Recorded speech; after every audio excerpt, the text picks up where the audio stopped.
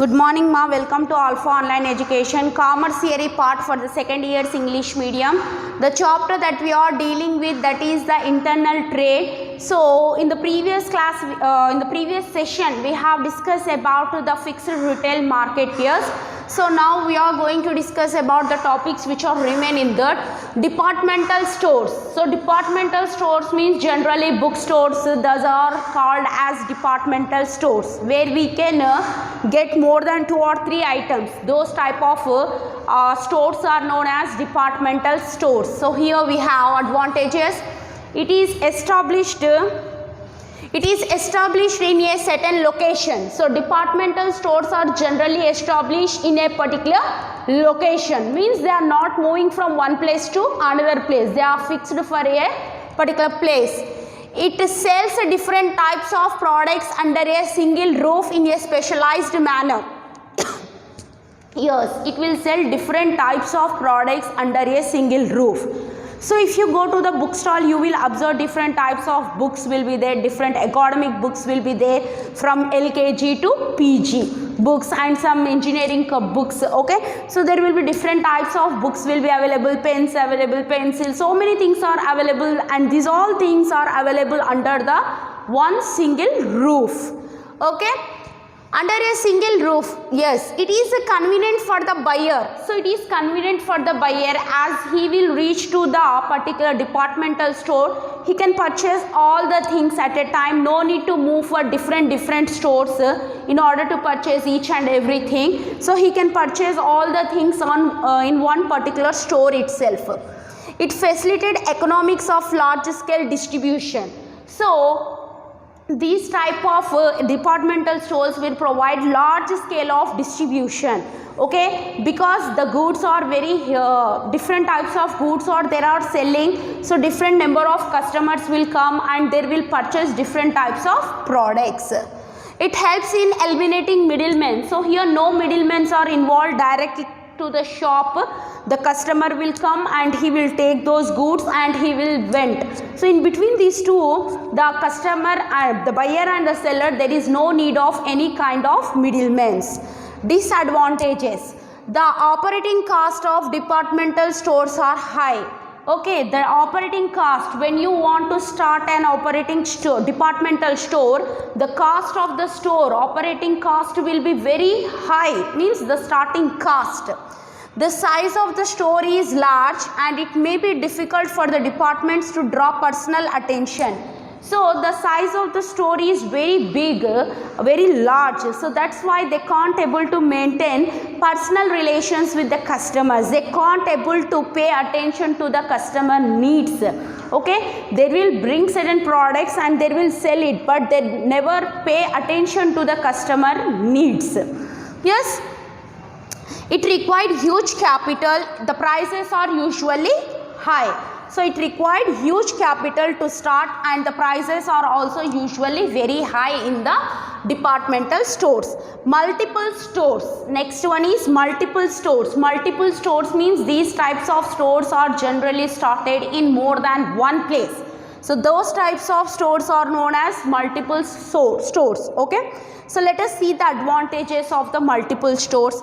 There are in the reach of one and all. So there will multiple means there will operate in more than 2 or 3 places in one locality, so that it is easy to the buyers to and also it is easy and convenient to the buyers to reach the multiple stores. They sell standardized products. So these multiple stores will sell the standardized products, means branded products. Customers repose lot of confidence in these establishments, or these identical establishments are seen everywhere. So their related branches, that store related branches will be everywhere, so that the customers will have so much confidence, so much amount of so much amount of identification for that stores. By that, whatever the goods are selling by such kind of multiple stores are very specialized and also very expensive type of goods. So they help in eliminating the middlemen, they help in division of work and specialization. So they are dividing the work, where we see in the departmental store the work is not divided, even though it is a large scale operation it is conducting, but even though it is not divided the work, but in the multiple stores it dividing the total work into different stores. Okay, number of stores will be there. In number of stores there will be different types of services will be provided to the customers. So let us see the disadvantages here. The operating costs are high, they sell limited variety of products. So the operating cost is generally very high and they will sell very limited variety of products. They are not going to sell different varieties of products, but they will sell variety of products in limited, unlimited not.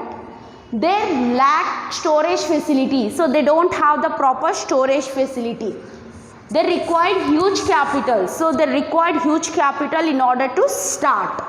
Next, mail order retail trade. This is just like online shopping. Okay, e-commerce or e-business, what we said, like that type of retail trade. This is advantages. See, the capital required is relatively less. There is convenient both in buying and selling. So the capital which is required, that is very less. It is convenient for both buying and selling the goods. The buyer can offer the good anytime in 24/7. Yes, the seller can also provide the service at any time. Reasonable prices of the goods, middlemen are eliminated. So the prices of the goods are also reasonable and the middlemen are also eliminated in this case. Disadvantages. It is very difficult to convince the buyer, as the buyer will be able to check the goods only after buying the goods. So it is very difficult for the seller in order to convince the buyer to buy the good, because generally the buyer will buy the good only after seeing that good with his eyes, and also by touching the good only after getting certain amount of satisfaction he will purchase the good. But here in the mail order system there is no such chance to touch the good. Yes, so it will become very difficult for the seller to convince the buyer to buy that particular good. They lack efficient management. There is no efficient management. The correct management is not present here. The lack storage facility. So storage facility is also not proper in the mail order retail trade. E-tailing, which is a form of e-commerce, overtook mail order retail business. So after getting the order, they immediately provided the services. So this is just like e-commerce, which you have studied in your last year academics. You have studied about the e-commerce, right? So in the same way, this is also similar to that. So it is very difficult to convince the buyer in case of the mail order retail trade. So this is about the retail trade which are fixed. Now let us see special economic zones. This concept is introduced with a view to attract foreign investment and adopt latest technology. So special economic zone concept is introduced with two intentions. One intention in order to get the foreign investment to India, and another thing to get the latest technology to the India. Okay. So special economic zone in India are popular investment destination for many multinational firms, popularly exporters.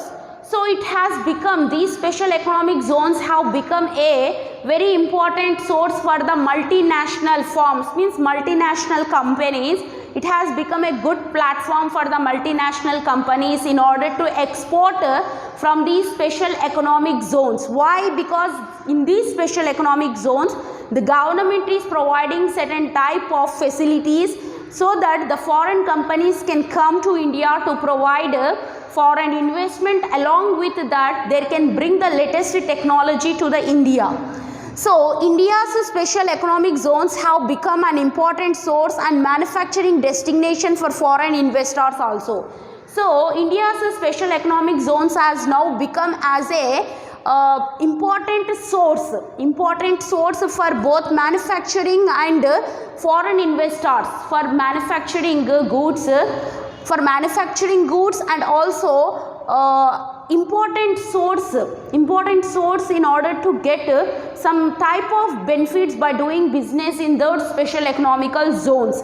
So foreign investors are very paying attention towards the India's special economical zones, because they will get certain type of benefits by doing business in those zones which is absent in other countries. So special economic zones implies the following zones. So these are the special zones where these foreign investors are trying to start their business in order to get these types of special facilities. Free trade zones. So in certain areas there is a free trade. Export processing zones means where you can do export. You can do export. So those zones are known as export processing zones. Free zones means whatever you will do, whatever electricity, water, whatever you will use, that is completely free. The government will bear it. Industrial parks. So in certain areas, in certain zones, there are industrial parks that provide a special type of relief to these investors. Free ports. So seaports are free. Urban enterprise zones. So urban areas. So in these are the zones where these foreign investors trying to invest because of getting some additional type of benefit from the Indian government. The core objective of special economic zone is balanced and backward area development. So in India, some of the places are very backward and underdeveloped. In order to develop those places, the government of India has introduced this scheme, that is special economic zone. Through such scheme, the government tried to attract investors and industrialists to establish their units in underdeveloped or backward areas. Through these, what they are doing, they are attracting the investors. Okay, they are attracting the investors and industrialists to start their business in these backward areas or in the backward regional areas, so that they can bring the balance in the regional development. So this is the main intention of starting the special economical zone by the government of India, in order to bring the balance between the backward areas and developed areas. To bring a certain amount of balance, they have introduced this type of system. So let us see in detail about the special economic zones in the next session.